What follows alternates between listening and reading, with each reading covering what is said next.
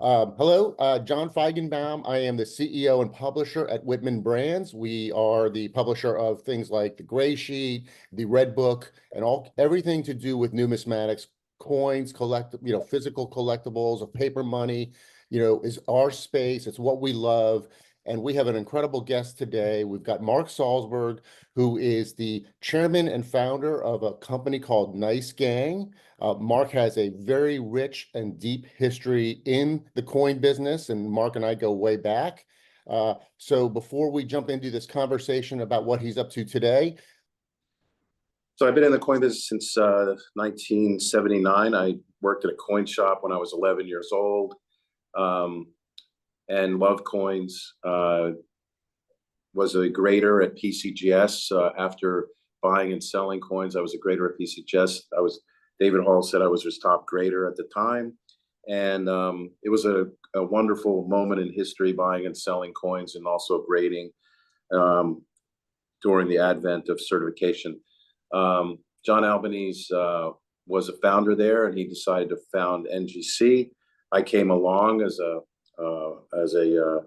founding shareholder, a month later after leaving PCGS, took over in '91, and then replicated the model of NGC to comic books and currency and cards, stamps. We had offices in Hong Kong, Shanghai, Sarasota, London, Munich. And I recently sold the company 3 years ago, to the majority of it to Blackstone, private equity firm.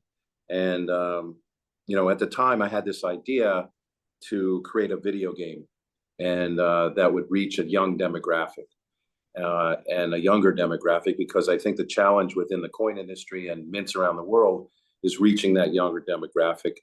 So a video game would be that kind of vehicle to reach them. So I had that idea, and we serendipitously, I met someone from Activision. He was the artist and the art director on Ice Age movie, Rio, Peanuts. He ran Candy Crush, and he ran $100 million games for Activision. Met him, I pitched him the idea, and kind of the rest is history.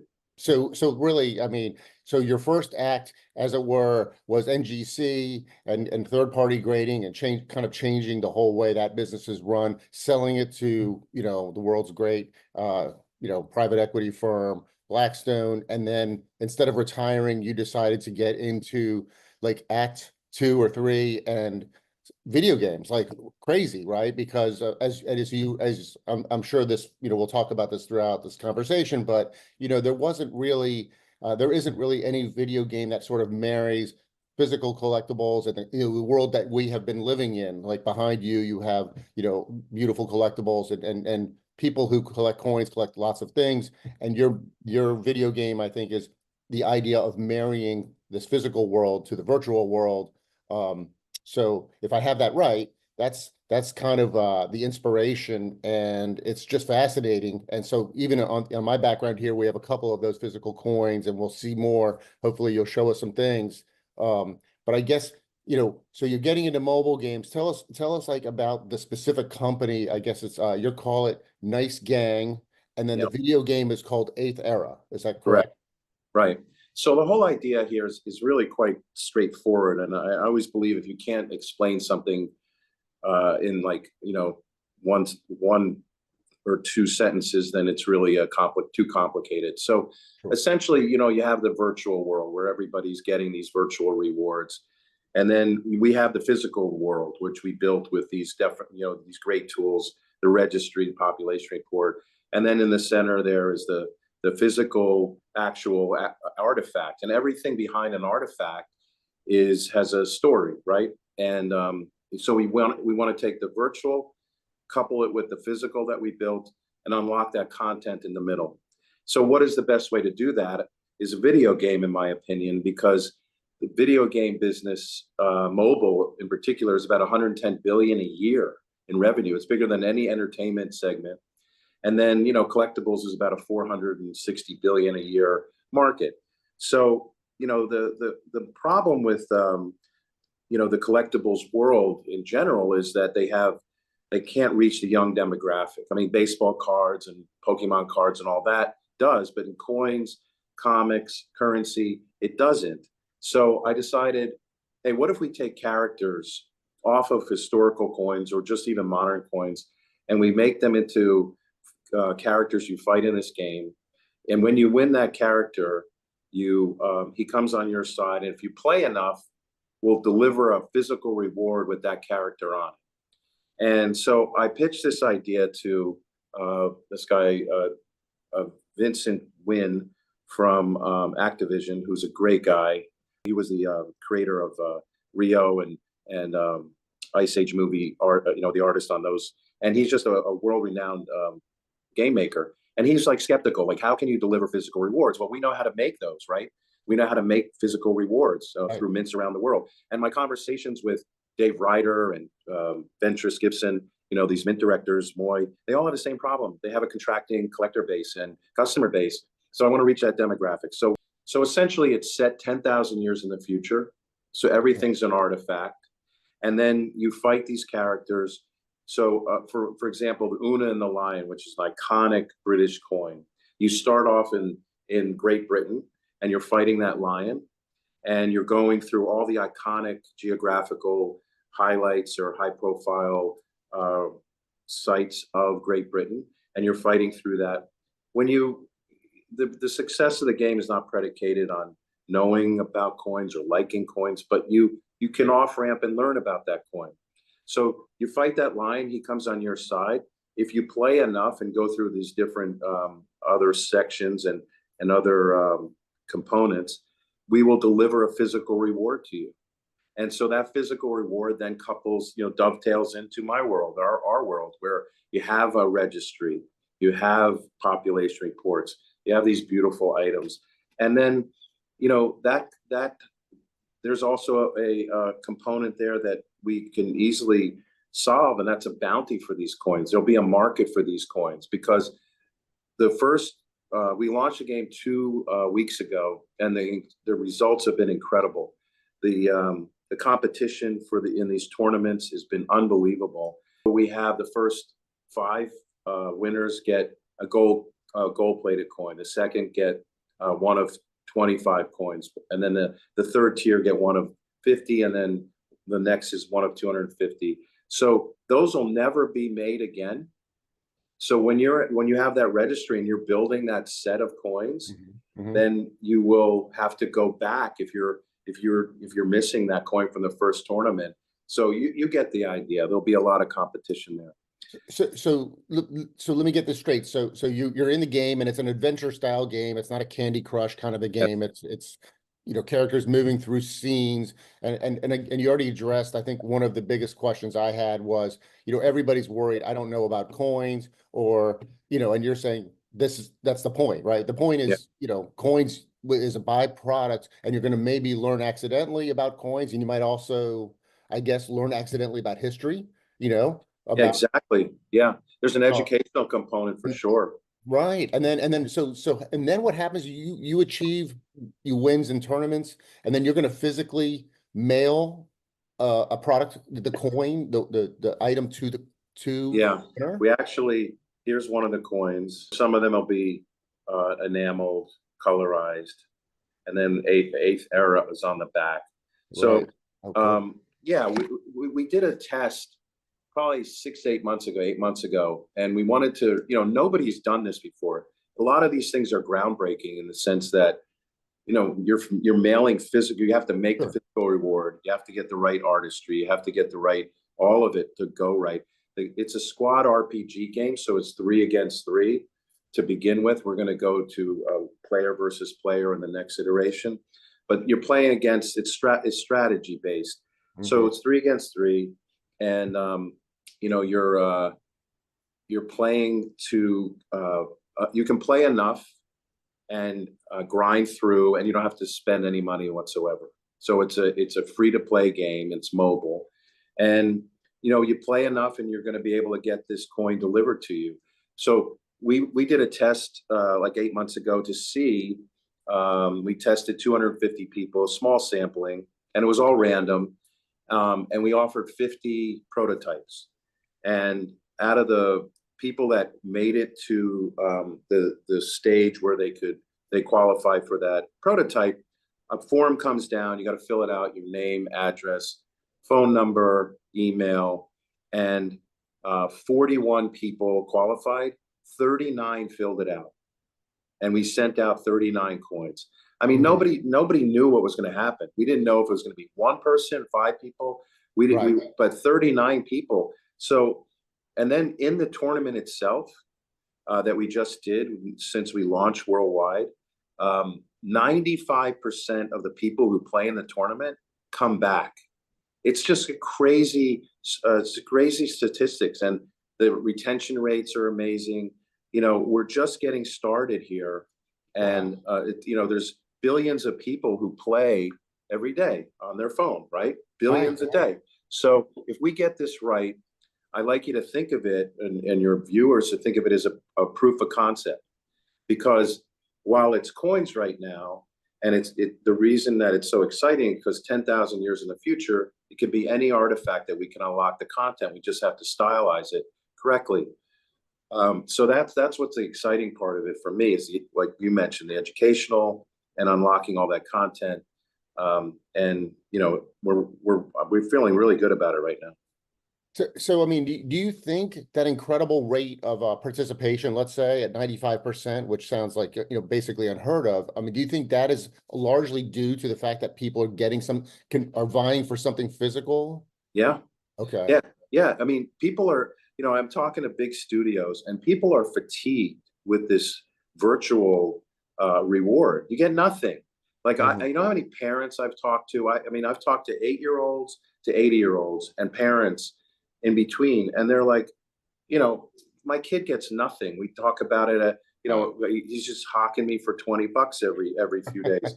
It's just nonsense. And Sure. I believe strongly that video game makers are gonna wake up here, and they're gonna see this model, and they're gonna ask us to make product for them.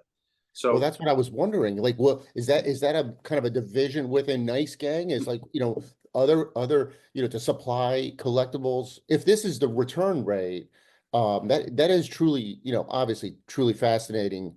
And then the other question I had, from what you just said was this, and this is what we know about the coin collectibles business, whether it's cards or coins, is people looking to make a profit. So in other words, of those 39 people, like they're almost, to me, they're like Willy Wonka winners, right? They might not even have realized it. yeah. But to get, if this game takes off, and then there's a whole set of collectibles, the prototype 39 coins sounds to me like, one of those early Nintendo cartridges. There's a prototype cartridges, and only 39 of them, and who knows what they go for later in life, and if So I was at a VCon, which is Gary Vaynerchuk's conference and convention in LA. It was thousands and thousands of people there, and they asked me to bring something for a charity event. So I brought a live Fanatics kind of auction, and I brought one of these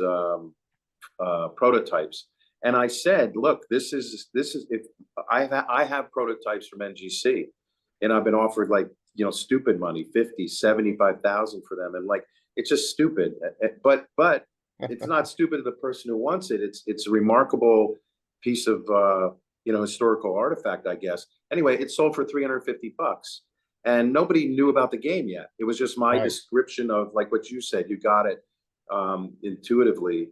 So there's so much here, and the fact is, you can drive people to examine ancient coins or U.S. gold coins or Indian head pennies or buffalo nickels.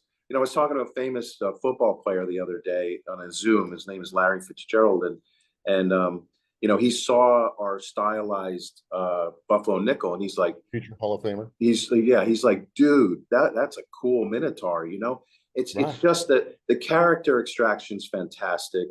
The game is addictive and beautiful and fun.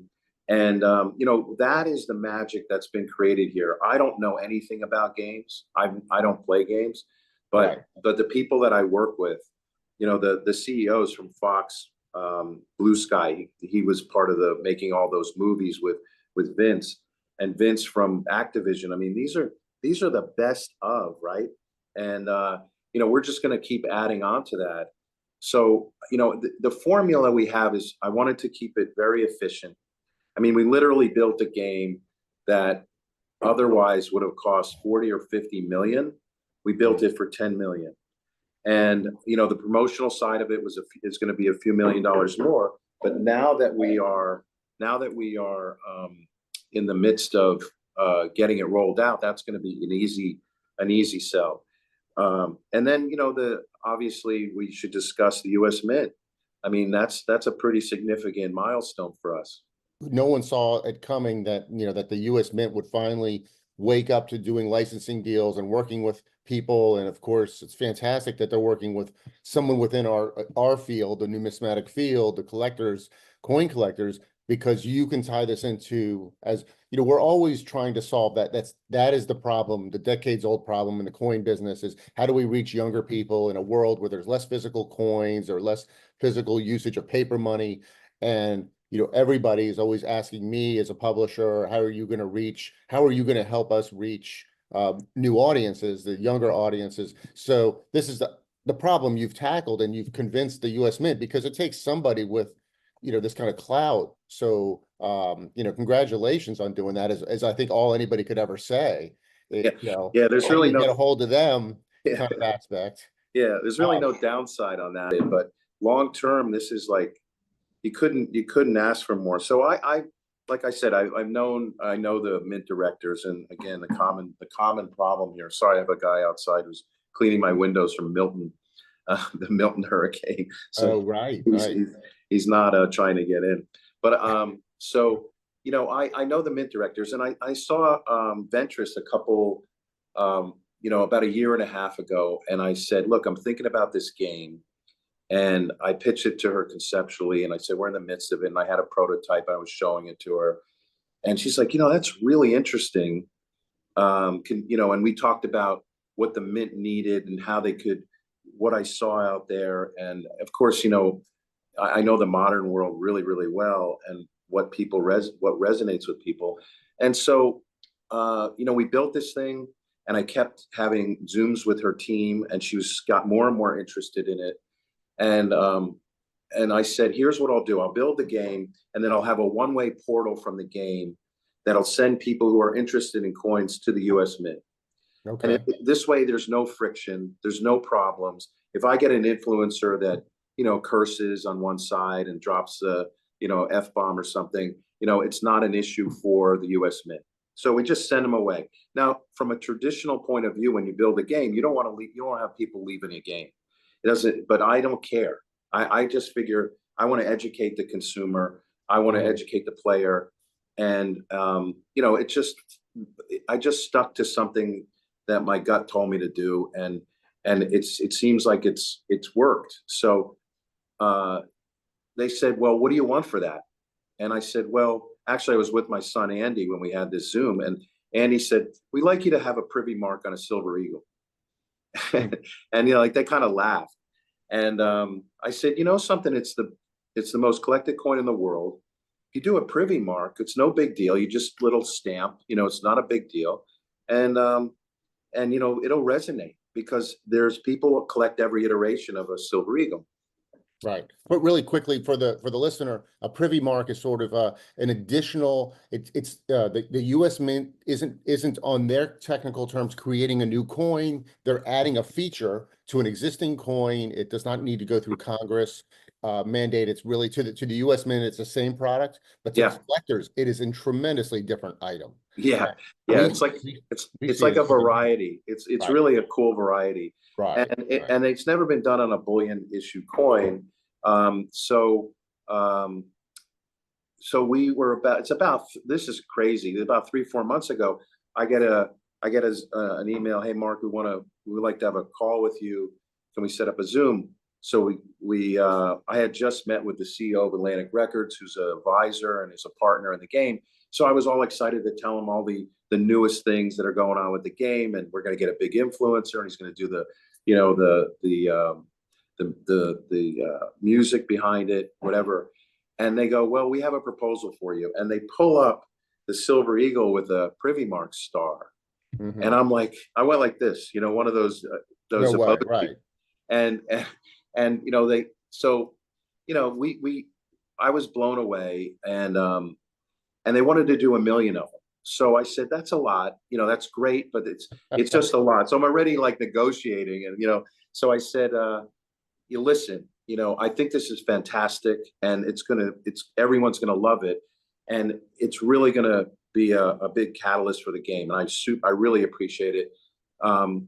So I'll get my team together. We'll come down to DC, and we'll decide how to promote this. So we get down to DC. We're talking, and Ventress is great. You know, she's really, you know, she came out with the $94 medal recently that sold out. She's making some gold ones she's going to sign the COA. Those are going to be fantastic. I'm going to buy one. They're just gorgeous. You know, she really is open-minded, and she was just dropped into this. You know, it's hard to navigate Congress and this whole system. So I wanted to be a resource to her. And so she's in the meetings, and she says, what do you think? And I said, well, I think we should do 500,000 with the Privy Mark star, and you want that star, and you already have the placement of it. But I think we should do 500,000. You want to do 1 million? I think you should do 500,000 with the star, and do 500,000 with an eagle. And they resisted.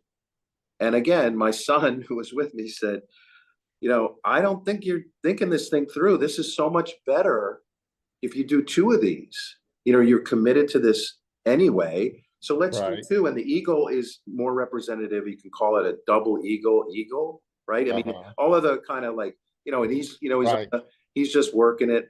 And long story short, they agreed, right? So they're going to come out with the eagle in April. And they gave us this star 3 months before anybody else. And we came up with a label. We're able to use their logo. And we have a QR code in the back of the label. I mean, it's a big deal, and it changes the optics of the U.S. Mint, right? People are now talking about the U.S. Mint doing things outside the box. Right. While they did something with DC Comics, you know, to be in the same breath of like U.S. Mint, DC Comics, Nice Gang, and then we decided to give the coins to, while this is a standalone company, we decided to give the coins to Certified Collectibles Group at NGC. You know, we get another 50,000 in April, and I think that one's going to be bigger. I think that's going to be bigger. We're going to have more under our belt in terms of experience. And the last thing I'll say about the Privy Mark is that I've been talking to other mints around the world, and I said, look, first of all, they're like, how did you get this done? I can't get the mint on the phone. I can't get so I said, what we're going to do next is I want that Privy Mark to be the nexus for all the mints around the world, right? We'll do the exact same thing we do for the US Mint. So you go to the British Mint, and they do a small batch of something, have a Privy Mark on it, and I'll send people from the game to the British Mint. So you can see how that goes. The Royal Canadian Mint, the Spanish Mint, that's aspirational, but I don't see why they wouldn't do it. It's really no friction on them, and it's easy to do. Well, you know, you're obviously clearly onto something. You have the background where you can get these people on the phone, as you say. I mean, it's not, you know, it's not anybody who can get Ventress Gibson to participate and trust. Let's say trust being the operative item there. And one of the things I should mention here in the podcast is one of the reasons we're talking, and I got so curious about all this, is that we are at graysheet.com. Your company allotted us a small number of those first 50,000 as well. So I think that's just fantastic. So we put them on the site this week. We did it as a beta. In other words, for us to put a coin on a publication website, you know, we sell gray sheets and, you know, red books and things like that. We had to kind of like get it there and then test it, make sure it fits. So my programmer put it in the menu, but we didn't tell anybody, and it's just buried in a menu. And we just started getting orders out of the blue, which was pretty compelling. So yeah, clearly, you know, you're onto something, and it's really fantastic. I think it's I've always loved your passion, to be honest with you. I was, whenever you and I get in a room and we start talking about coins, and if we get a third person in the room who doesn't really know coins, doesn't Mhm. know wine or whatever, that you just have this gift of getting people excited about, what you're working on. You got me excited about a video game, and like you, I'm not a video gamer, but I'm excited because I know what this problem within our industry looks like. And of course, in the world, and I'm sure in the world of video games, this is quite mature, quite high dollar, huge numbers. They're always got to look for the next thing because we know what the last thing was, but the next thing I haven't heard much about, right? So that evolution, if you come in and intersect, with something great at the next thing, and we didn't even have to say the words Bitcoin one time or No, anything like yeah, blockchain. We're yeah. not talking about things like that. We're actually, you're kind of devolving back to, physical coins, which is, that's the world that my readers are live in and my viewers. And so I think it's just fantastic. And I think, sky's the limit with your passion, of course. Well, thank you for those kind words. You started out by saying my second act, and while I loved building Certified Collectibles Group, I miss the people, I miss the collectors, I miss my people I worked with. They were awesome. That takes, we when I sold, we had like 700 people, and we Hmm. had graded, 80 million artifacts. It was, it's kind of saturated in terms of the coin business, but this kind of is has so many levers. I love the educational component, the ability to, for example, introduce people to pricing. That's a natural Right. adjunct. I just, hey, you want a one-way portal from my site, right? PNG, like, there really isn't anybody that I shouldn't have on as a partner, and it's all positive, and so therefore I'm a resource, which is similar to what I did at NGC. I like that position, and the educational component to me. I mean, we've done something together, Gen X, and where we have mentees and we're mentoring people at PNG. I mean, we get 50 or 100 kids. It changes the coin business.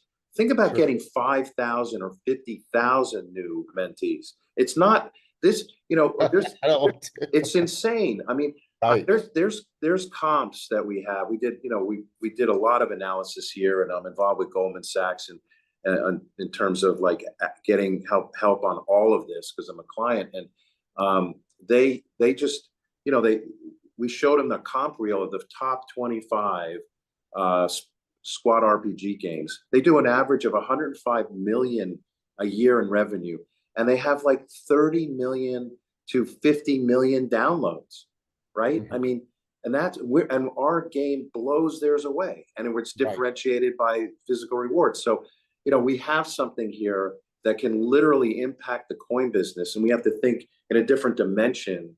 So I think that that's what I'm excited about. And Well, thanks for joining us. I mean, I think that there's, like I said, I mean, if you can't get excited watching Mark talk about video games or collectibles or fine art, then, you can't get excited about anything. So, again, thanks for doing this. Thanks for sharing some with us at Gray Sheet so that we could offer the first run of these first star privies that, in that first batch. I think that's just the coolest thing. And it's, we've talked about this, no, we're none of in this in our first group, your group are trying to be, to be overly opportunistic. We're selling these coins fair because we want people to benefit because this is a this is a long play, right? I yeah, mean, this is your first game. I'm assuming that you're going to hopefully do many more games or many more iterations and many more, as you say, mints from the world. You don't want to burn bridges early, right? You just want to yeah, get people to go, hey, you just bought coins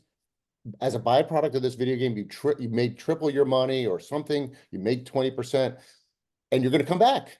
And yeah, you're gonna come back, and your friends are going to know, and that's yeah, how this works, in the viral world, yeah. right? And all the money we're making on the Silver Eagle sales, we're pushing back into Nice Gang after expenses. And so the game, again, let me just finish with the game's called Eighth Era because it's been the eighth iteration of cataclysmic events on Earth, and these beasts come out, and And that's kind of there is an AI component. It's actually named Mark. I have with the guys, the creators decided to name him Mark, and you know, the world is run by AI at that point. So it's 10,000 years in the future. Of course, it's run by AI. Anyway, eighth era. You can Apple, Android, download Eighth Era and nicegang.com. And you know, I appreciate it very, very much. And I love doing this stuff. And thank you so much. And good luck with the coins. Thank you. Thank you. Thank you for joining me and telling the story. I mean, I love it. I appreciate it very much.